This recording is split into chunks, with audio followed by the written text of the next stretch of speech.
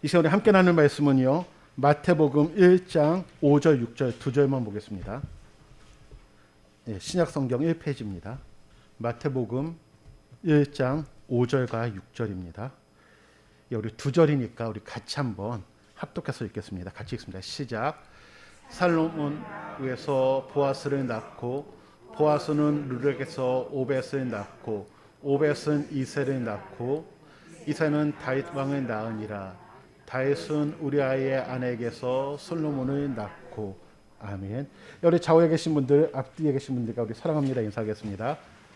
사랑합니다.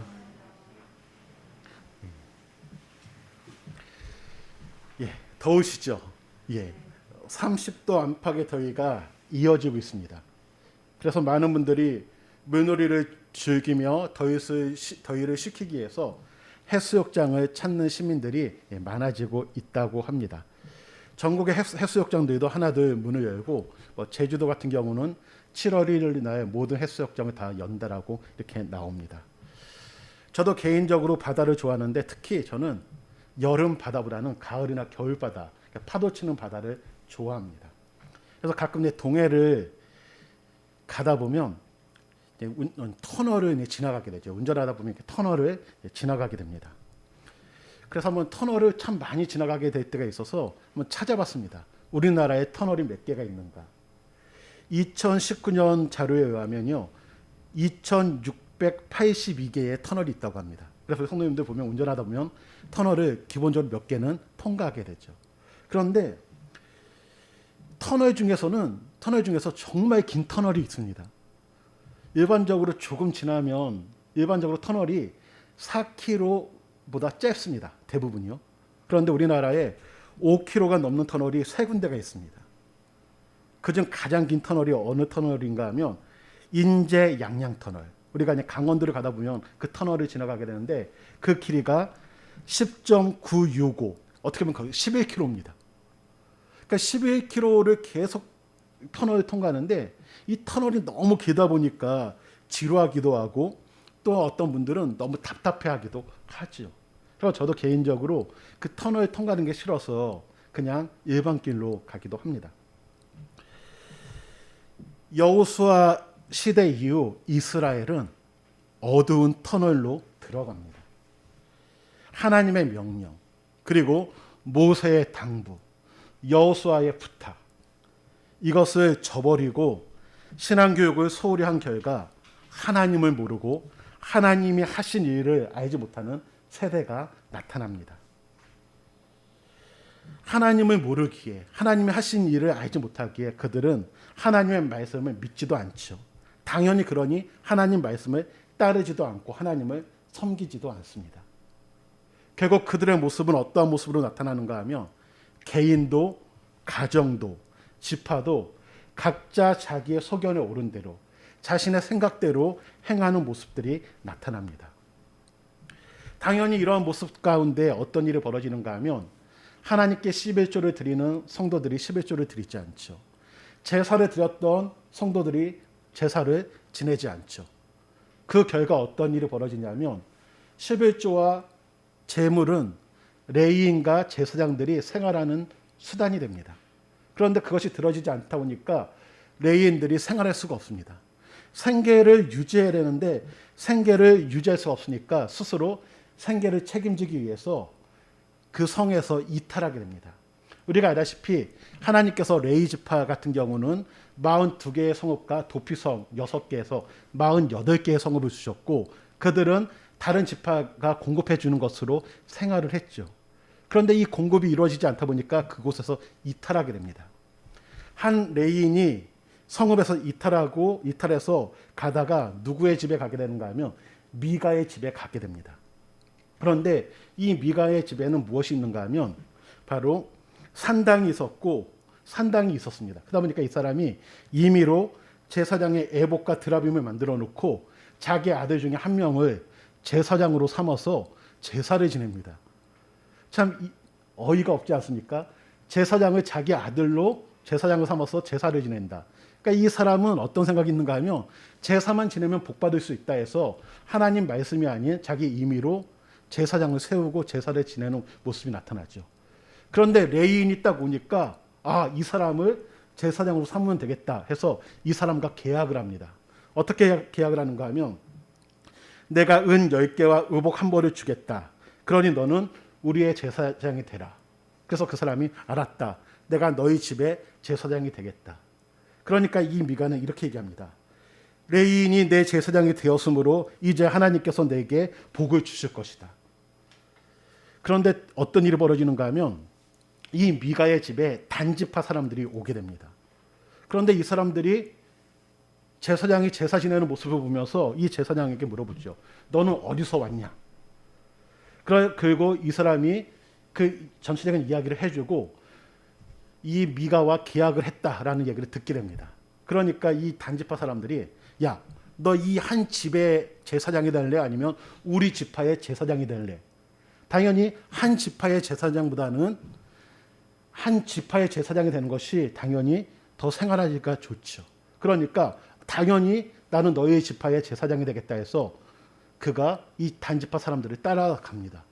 그러니까 미가가 억울하죠. 화가 나죠. 그래서 이렇게 하면 어떡합니까? 라고 따지자 단지파 사람들이 그냥 힘으로 눌러버립니다. 하나님 나라는, 제사장 나라는 약한 자를 보호하는 나라죠. 그런데 지금 이 시대, 사사시대 때는 힘 있는 자가 힘으로 누르는 그런 모습들이 나타납니다. 또 재밌는 사건이 하나 나오죠. 첩을 둔 레이인이 있습니다. 그런데 이 레이인이 베냐민 그 땅에서 어떤 일이 벌어지는가 하면 블랑베들에 의해서 그 첩이 밤새도록 능욕을 당하다가 살해를 당합니다. 그러니까 화가 나고 억울하죠. 그런데 어떤 일이 벌어지는가 하면 그 첩의 몸을 12등분으로 나눠서 각 지파에게 보냅니다. 결국 다른 지파들이 베냐민 지파와 전쟁을 벌이게 되고 전쟁을 통해서 이제 베냐민 지파가 존속하기가 어려울 정도로 위태롭게 됩니다. 그러자 이들이 또 하나님께서 주신 12지파이기 때문에 이 지파를 보호하기 위해서 춤추러 나온 실로의 여인들을 납치해갖고 이 베냐민 지파의 여인들이 되도록 만듭니다. 잘못된 제사장, 복수심에 불타 사명을 잃은 레이인, 잘못된 방법으로 신부들을 구하는 지파들. 어떻게 보면 가정도 개인도 지파들도 각각 자기의 소견에 옳은 대로 행하는 그런 모습들이 나타납니다. 이 이유가 무엇인가 하면 바로 신앙교육을 소홀히 한 결과물로 우리는 보게 되죠. 그 가운데 자녀 교육의 성공 사례를 찾는다면 그 인물이 바로 보아스입니다. 그래서 우리가 이 보아스 같은 경우는요, 자신의 생각에 옳은 대로, 소견에 옳은 대로 행했던 사람이 아니라 하나님의 말씀, 율법에 근거한 삶을 삽니다. 그 내용이 바로 룻기서입니다. 그래서 우리가 룻기서를 볼 때 효도해야 돼, 이런 관점으로 보는 것이 아니라 이 사사시대 때 하나님의 말씀을 붙잡고 살았던 보아스는 어떠한 인물인가를 우리가 그런 관점에서 룻기서를 읽으면 우리가 더 좋을 것 같습니다. 사사시대에 흉년이 들게 됐죠. 이 흉년은 하나님의 징계입니다. 하나님께서 징계를 내리실 때 흉년이 있을 것이다, 수탈이 있을 것이다, 또한 포로로 잡혀갈 것이다, 이러한 일들이 벌어질 때 회개하라고 말합니다. 그런데 이 흉년이 들었을 때 이들은 하나님 앞에 회개를 해야 되죠. 하나님께서 돌아오라는 메시지이기 때문에. 그런데 이 엘리멜렉의 가족은요, 그 고난을 피해서 모압 땅으로 이주를 합니다. 그런데 그 땅으로 잠깐 갔다 올 생각으로 가기보다는 어떻게 보면 자신의 그 땅의 경작권을 팔고 이주를 하죠. 그래서 이제 모압 땅에 도착했을 때 시간이 얼마 안 지나서 그 남편인 엘리멜렉이 죽게 됩니다. 그리고 이제는 두 아들이 있는데요, 두 아들이 결혼을 하죠. 그런데 이 두 아들도 얼마 지나지 않아 죽게 됩니다. 사랑하는 남편과 두 아들이 죽은 시간이 바로 모압 땅으로 온 지 10년이 되지 않아서 벌어진 사건입니다. 어떻게 보면 이 나오미의 입장에서 사랑하는 남편과 두 아들을 잃었을 때 더 이상 희망이 없지 않겠습니까? 그러다 보니까 며느리들에게 너희들은 아직 젊으니까 다시 재혼해라 하면서 돌아가라고 얘기하고 자기는 고향 땅인 베들레헴으로 가겠다라고 말합니다. 이때 따라온 여인이 우리가 잘 알다시피 룻입니다. 룻 같은 경우는 어떻게 보면 희망이 없죠. 또한 보장된 게 없습니다. 그럼에도 불구하고 어머니를 모시겠다고 하고 어머니가 믿는 하나님 나도 믿겠다 하고 같이 따라옵니다. 나오미와 룻이 모압 땅에서 베들레헴으로 돌아옵니다. 이때 이스라엘은 보리 추수를 시작합니다. 추수는 땀 흘린 농부에게 있어서 기쁨 중에 기쁨이죠. 우리도 땀을 흘렸을 때 그 결과가 있을 때 행복한 것처럼 우리가 열심히 한 달간 일했을 때 어떤 결과물이 나와야 되죠? 통장에 월급이 들어와야지 행복하지 않습니까? 열심히 땀을 흘렸을 때 그 추수한다는 것은 참 기쁨입니다. 그런데 이 기쁨을 나오미와 룻은 누릴 수가 없습니다. 왜냐하면 땅이 없기 때문에, 경작권이 없기 때문입니다. 또한 앞으로도 그 땅을 경작해서 추수할 수 있는 가능성이 없습니다. 그 땅을 팔았기 때문에. 만약에 그 땅을 다시 땅에서 추수해서 열매를 거두기 위해서는 희년이 돌아오든지 아니면 기업 물을 자, 다시 말하면 가장 가까운 친척 중에 한 명이 자신의 모든 빚을 탕감해주고 그 땅을 사주기 전까지는 추수의 기쁨을 누릴 수가 없는 겁니다. 고향으로 돌아오기는 했지만 장장 먹을 양식이 없는 것이 현실이죠. 어떻게 보면 이것이 우리의 차가운 우리의 현실일 수도 있습니다. 이상을 가지고 취직하고 정말 꿈을 가지고 좋은 학교 갔지만 막상 사회 현장으로 나가보면 먹고 살기도 힘들고 내가 원했던 그림이 그려지지가 않죠. 이들도 고향으로 돌아왔지만 먹을 게 없습니다. 또한 추수할 땅도 없습니다. 그런 가운데 굶어 죽을 수는 없기 때문에 이제는 그들이 하는 일이 무엇인가 하면 땅에 떨어진 이삭을 줍는 겁니다. 저는 이런 생각을 한번 해보게 됩니다. 나오미가 가진 것도 하나도 없이 고향으로 돌아갈 수 있었던 이유가 무엇일까? 그것은 그 나오미는 하나님 나라의 법을 알고 있습니다. 하나님 나라의 법, 약자에 대한 배려가 있는 이스라엘의 법을 알고 있죠. 그래서 추수 때에 한 모퉁이는 가난한 자들이 먹을 수 있도록, 나그네들이 먹을 수 있도록, 또한 고아나 객이 먹을 수 있도록 남겨둔다는 것을 알고 있고요. 또한 추수하다가 떨어지는 것들이 있으면 다시 줍지 않기 때문에 추수 때 가면 어느 정도 생활할 수 있다는 것.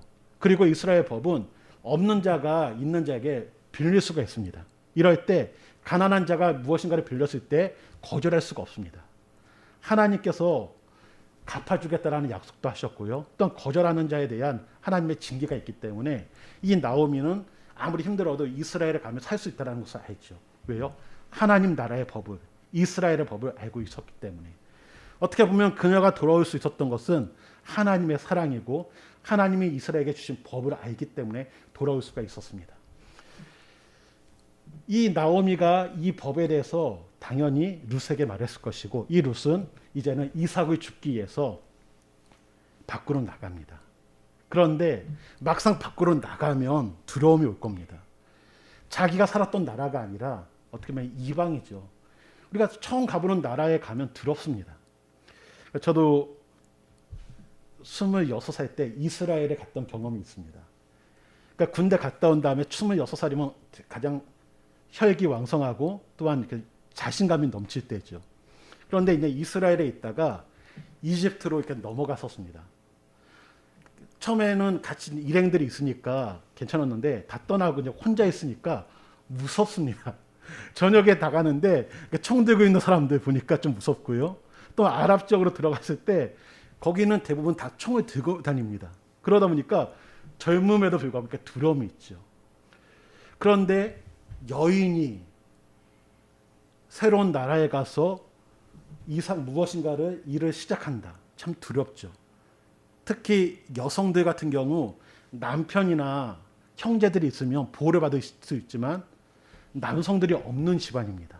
그러니 혹시 이삭을 줄 때 사람들이 이방 여인이라고 해코지하지는 않을까, 또한 젊은 남자들이 자신을 희롱하지는 않을까, 이런 두려움이 있을 수가 있죠. 그런 가운데 제 개인적인 생각으로는 그는 어머니를 통해서 하나님에 대해서 들었기 때문에 하나님께 기도하면서 가지 않았을까. 하나님 지켜달라고, 도와달라고, 하나님 또한 좋은 만남이 있게 해달라고.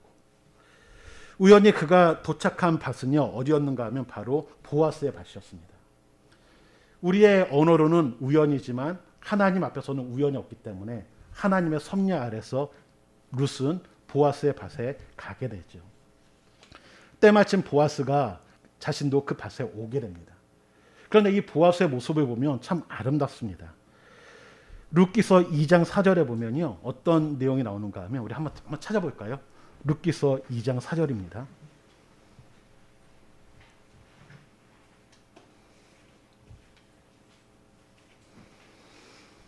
룻기 2장 4절입니다.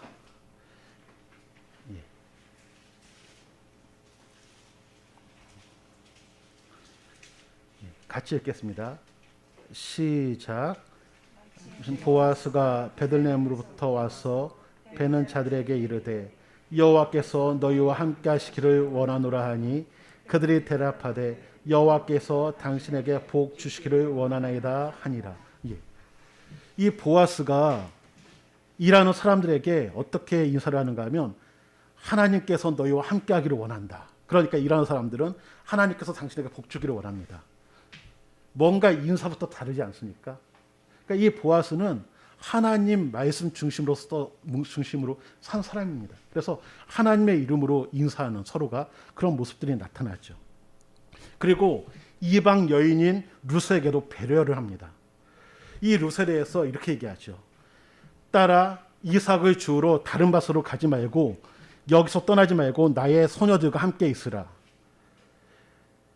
내가 소년들에게 명령하여 너를 건들지 말라 하였고 너가 목이 마르거든 가서 소년들이 길러온 물을 마시게 할 것이다 라고 말합니다.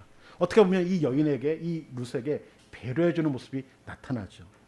그러니까 이 룻이 보아스에게 말합니다. 나에게 어떻게 이러한 은혜를 베풀어 주십니까? 어떻게 자신에게 은혜를 베풀어 주니까 그 이유가 무엇인지 물어보죠. 이때 보아스가 말합니다. 너가 시어머니에게 행한 것은 내가 안다 라고 말합니다. 이 나오미와 룻이 돌아왔을 때 그 소문이 퍼지게 되고요. 또한 이 베들레헴이라는 곳이 큰 땅이 아니다 보니까 다 알게 되죠. 또한 보아스 같은 경우는 누군가 하면 엘리멜렉의 가까운 친척입니다. 그러다 보니까 이 나오미가 왔다는 소식에 더 귀를 기울였을 수 있죠. 그리고 이 보아스가 룻에게 은혜를 베푼 이유는 무엇인가 하면 가까운 친척인 것도 있고 또한 그 여인이 자기 시어머니에게 했던 그런 모습을 들은 것도 있고 무엇보다도 그는 하나님의 말씀을 알고 지키는 사람이었기 때문에 약자들을 보호하시는 그 하나님에 대해서 알았기 때문에 그 여인에게 그러한 배려를 해주는 모습으로 나타납니다. 시간이 지나죠. 그런데 이제 우리가 계속 추수를 할 수는 없지 않겠습니까? 일반적으로 추수를 하는 기간이 한 2주 정도라고 얘기합니다. 그러니까 추수가 거의 끝날 무렵에 나오미가 룻에게 이렇게 얘기하죠. 이 보아스가 우리의 기업 물을 자이다.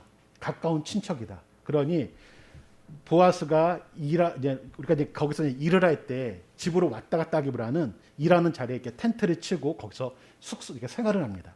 그러니까 보아스의 텐트에 너가 들어가서 그에게 당신 나의 기업 물을 자라고 얘기하고 어떻게 보면 하나의 가정을 이룰 것에 대해서 얘기를 하죠.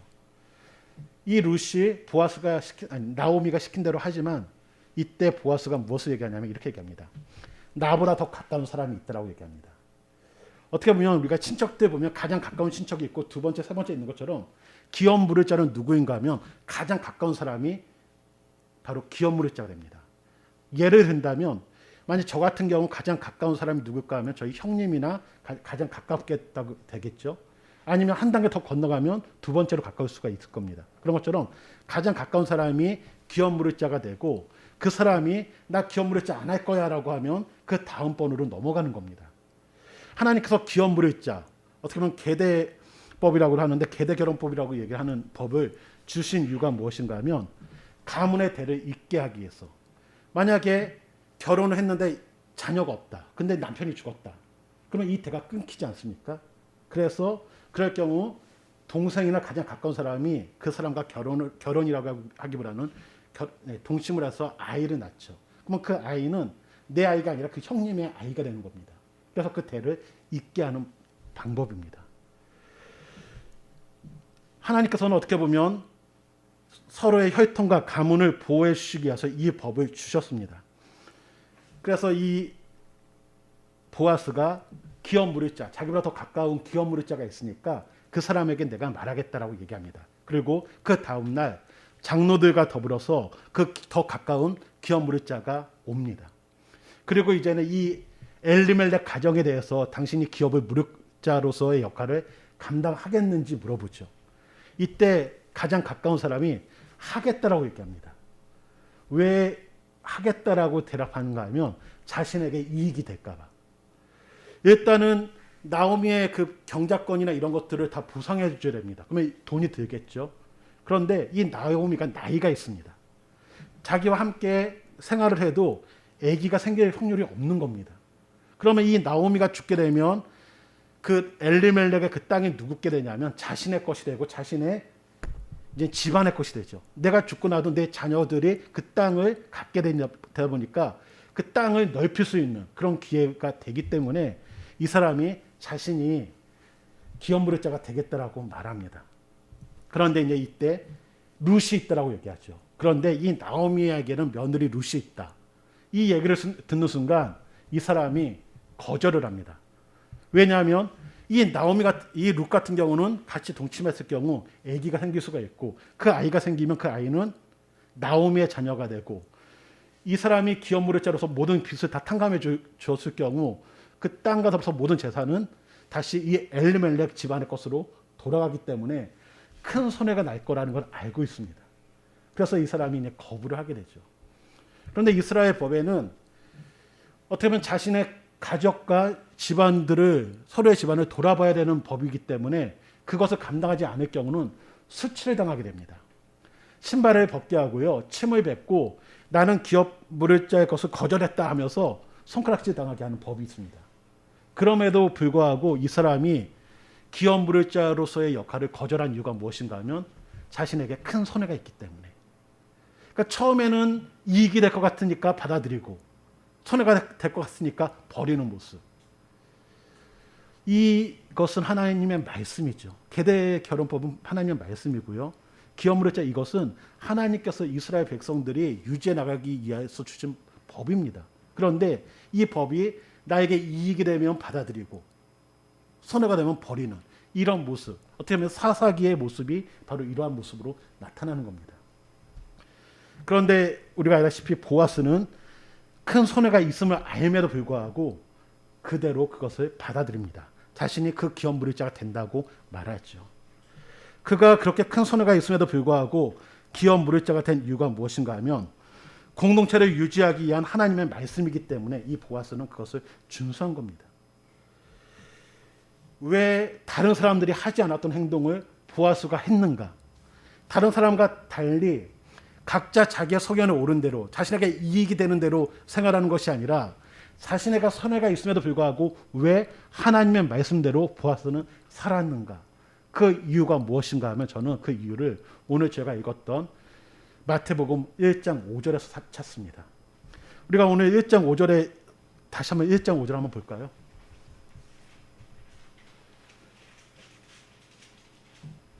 마태복음 1장 5절입니다. 같이 한번 읽습니다. 시작. 살몬은 라합에게서 보아스를 예, 됐습니다. 예. 보아스의 어머니가 누굴까요? 예. 시험 문제입니다. 살몬은 라합에게서 보아스를 낳고 보아스의 어머니는 누굴까요? 라합이죠. 아빠는 누굴까요? 살몬입니다. 라합이 누굴까요?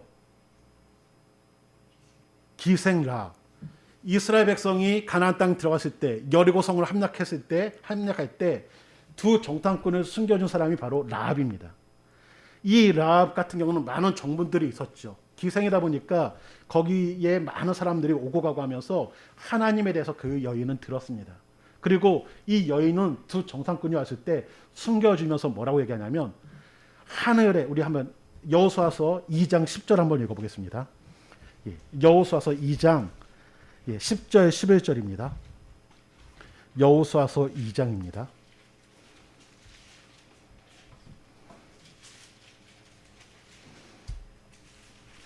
여호수아서 2장 10절 11절 구약성경 321페이지에 있습니다.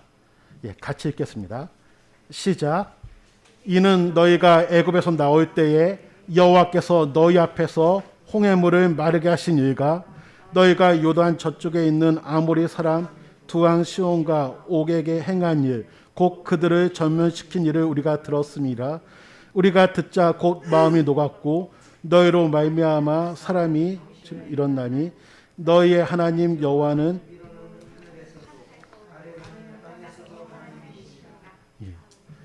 이 라합은요 하나님에 대해서 알고 하나님에 대한 고백이 있습니다.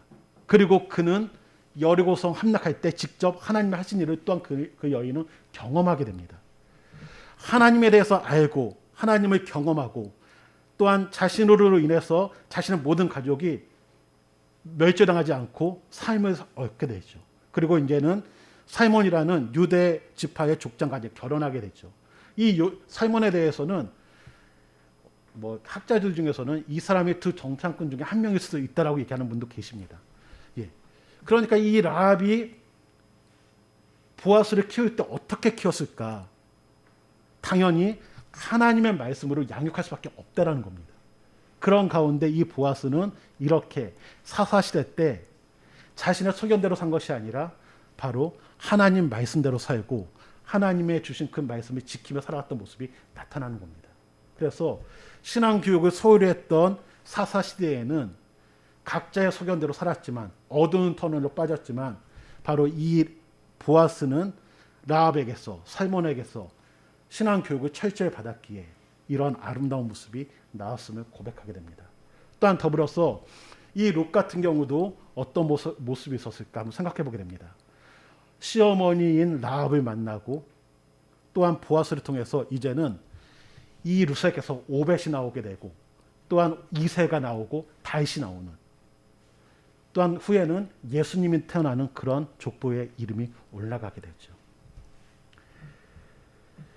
이 모습을 보면서 한번 생각해 보게 됩니다. 사사시대 하나님의 말씀을 자신의 이익에 되면 받아들이고 버렸던 소견에 오른 대로 행했던 사람들과 자신에게 손해가 올지라도 말씀을 삶의 실천으로 삶으로 실천했던 보아스. 우리는 지금 누구의 모습이고 누구를 닮아가야 될 것인가? 저희 교회가 저희 교회 성도님들이 사사시대의 사람들이 아닌 바로 이 보아스의 가정을 닮아갈 수 있는 은혜가 있기를 주님의 이름으로 축원해 드립니다. 칼 렌츠는 순간을 보유하라라는 책에서 이렇게 얘기합니다. 그 순간 내가 할 수 있는 것들을 끌어안겠다. 내가 그 순간에 할 수 있는 것을 놓치지 않겠다. 순간순간의 점들이 나중에는 선을 만든다. 그 선은 직선이 될 수도 있고 곡선이 될 수도 있다라고 말합니다. 우리가 순간순간 하나님 말씀을 지켜나가면서 점을 찍고 있다면 그 선이 나중에는 어떠한 선이 될 것인가? 하나님이 기뻐하시는 선이 될 수도 있고요. 하나님이 기뻐하지 않는 선이 될 수도 있겠죠. 저희는 우리 성도님들이 사사기 시대의 결정을 통해서 하나님이 원하지 않는 선을 만드는 것이 아니라 말씀의 순종을 통해서 그 점 하나하나가 나중에는 하나님이 기뻐하시는 선을 만들어가는 그런 모습들이 나타나기를 원합니다. 룻은 나오미의 부족함을 채워줬습니다. 하나님께서는 보아스를 통해서 그 비어있는 그 룻의 모습을 채워주는 모습이 나타났죠. 하나님께서는 보아스처럼 우리의 비어있는 부분을 채워주셨습니다. 또한 하나님께서 우리에게 원하시는 것이 무엇일까? 우리 또한 보아스처럼 필요한 것들이 있는 분들에게 약한 분들에게 가서 채워주는 은혜가 있기를 원하는 줄 믿습니다. 그러기 우리 성도님들 하나님께서 나에게 보아스가 되어주신 것처럼 우리 또한 보아스가 되는 그런 모습들이 나타나기를 원합니다. 말씀의 결론을 맺겠습니다. 황해와 표류에 대한 차이가 있습니다. 향해는요 목표를 향하여 나아가는 것이고 표류는 정처 없이 흘러가는 것을 표류라고 얘기합니다. 우리에게 있어서 말씀을 바라보고 나아가는 향해하는 성도들이 되기 원합니다. 말씀을 놓치면 표류할 수밖에 없습니다. 그러기에 우리가 보아스처럼 말씀을 바라보고 나아가 하나님이 기뻐하시는 향해할 수 있는 그러한 교회와 성도님들이 되시기를 주님의 이름으로 축원해 드립니다. 이 시간에 함께 찬양하고 싶은 노래가 있는데 찬송가 425장입니다. 우리 찬송가 425장 같이 찬양합니다.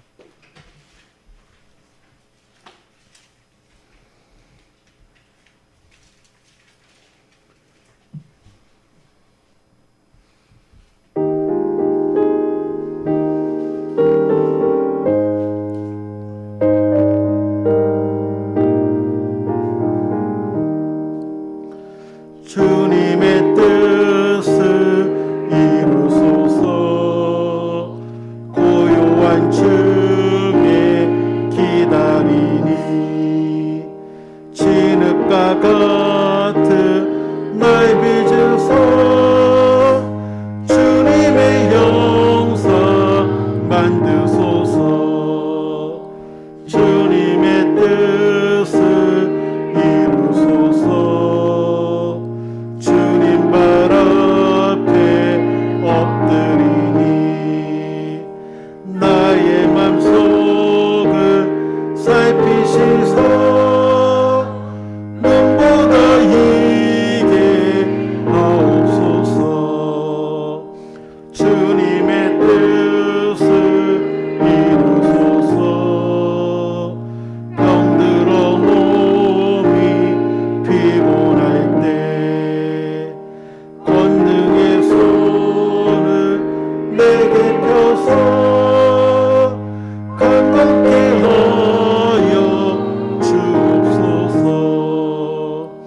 주님의 뜻을 이루소서. 온전히 나를 주장하사 주님과 함께 동행함을 빨리 알게 하옵소서. 라합에게서 보아스가 태어났습니다. 저는 우리 교회를 통해서 우리 성도님들이 보아스와 같은 분들이 되는 은혜가 있기를 원합니다. 또한 우리 성도님들 가정이 라합이 됨으로 말미암아 우리 성도님들 가정에 있는 자녀들이 보아스가 되는 은혜가 있기를 원합니다. 이 시간 함께 기도하기 원하는 것은 하나님, 우리가 먼저 보아스가 되게 하여 주옵소서. 또 우리 자녀들이 보아스가 되게 해달라고 함께 기도하기를 원합니다. 또한 더불어서 우리가 사사시대처럼 내 소견대로 나에게 이익이 되면 언제든지 말씀을 받아들이고 순례가 되면 버리는 것이 아니라 하나님의 말씀이기에 그 말씀에 순종하는 점을 찍어 나가면서 하나님께서 기뻐하시는 아름다운 직선이 될 수 있게 달라고 이 시간 우리의 삶을 놓고 같이 한번 기도하겠습니다. 기도합니다.